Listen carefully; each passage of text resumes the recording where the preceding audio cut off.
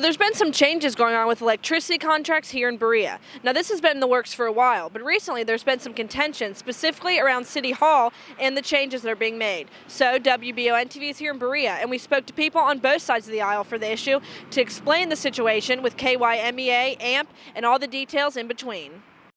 It's cold, it's snowy, and guess what? You do not need to be on your roof. Call Unlimited Roofing and they'll give you a totally free roof inspection for winter storm, hail, and wind damage. Call Tim Patrick or Danny Nutter. Now bundle up. First, there was some confusion surrounding the Kentucky Municipal Energy Association and the decision for the City of Berea to continue their contract with the agency. Some of the recent apprehensions from City Council were the 30-day cancellation clause notice with KYMEA, as well as billing concerns. You understand, KYMEA was a brand new company. I myself didn't want to take our ratepayers of Berea, Kentucky and put them with somebody that never been in the energy business, that never had no organization, don't know who's running it, don't know the employees.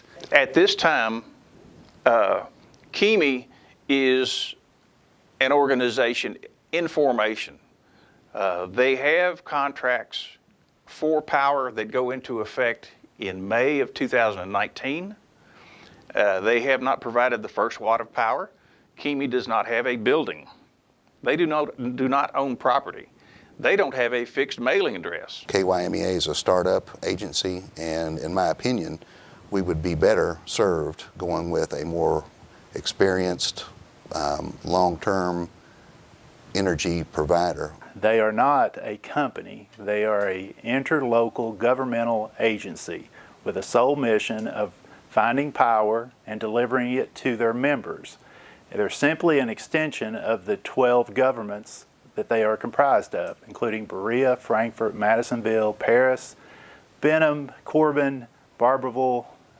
I left out a few. Those are the board members. They are representatives in general of the utility director from each city, in some case a mayor, and they are just a group of cities banding together for the economies of scale to get a lower price on the market for power. They're not some mysterious new company that started up with no capital. First of all, there's not a need for capital in the beginning. They're buying all this power initially with purchase power contracts, so they're not building anything, they're not financing anything. At this time, they're working primarily through consultants as the technical expertise, although these managers have lots of expertise. That recently, a CEO has been there's an offer been made to a CEO, an individual who's very, very well qualified. I've been on that committee to choose that CEO. And it is a new organization. There's no denying that. But, you know, everything has a beginning. And this, as a group, this entity, we're not part of it as far as taking power, but that group of 11 cities, including Frankfort and Madisonville, are going to save over $200 million buying power the way they're buying it over the course of 10 years. They are not strangers. They are really trusted co-workers in this municipal area experience.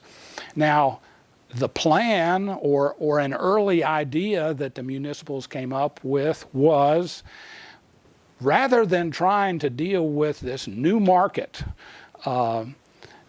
individually, if we banded together and formed a cooperative or an association, we together would be able to pool our expertise, our purchasing needs, and lower our individual risk, share the benefits, cut the costs. And so that is the theory behind most cooperatives.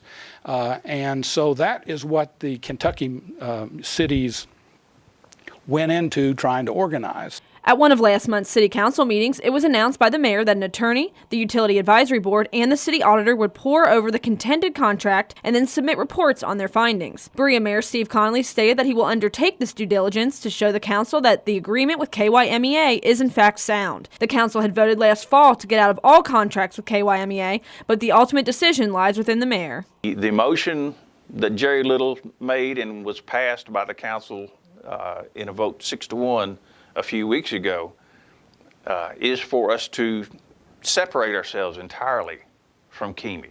in the mayor-council form of government, the mayor has the exclusive responsibility and authority to enter into contracts on behalf of the city or to terminate contracts on behalf of the city. So our mayor will have to decide, based on the council's recommendation, we hope, to go ahead and terminate the contract with KYMEA. November of 2016, we had an election. And the council that had voted in and supported this KYMEA plan, and the council that had initially decided we'll do AMP for the short term, and we will continue to keep the door open for KYMEA, either didn't run or were replaced.